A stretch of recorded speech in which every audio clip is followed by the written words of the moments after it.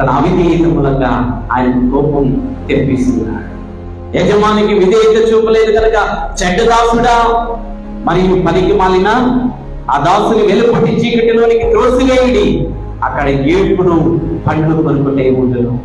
పనికి మాలిన ఆ దాసుని దేవునికి లోపడకపోతే ఎక్కడికి పడతాం? చీకటిలోనికి, పరలోక రాజ్యానికి వెళ్ళేటప్పుడు నరకానికి కాదు. ఈరోజు దేవుడు ఇచ్చిన పని మనం సరిగా చేయకపోతే ఎక్కడికి పడతాం? చీకటిలోనికి.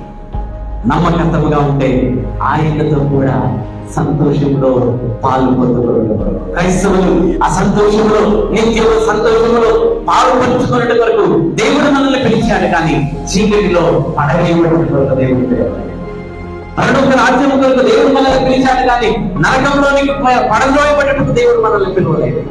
ఈరోజు నమ్మకత్వముగా, ఈరోజు క్రైస్తవులుగా ఈరోజు మనం జీవిస్తూ ఉన్నాము.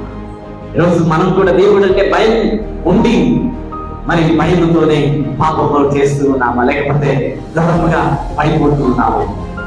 ఈరోజు దేవుడు మనల్ని హెచ్చరిక చేస్తూ ఉన్నాడు.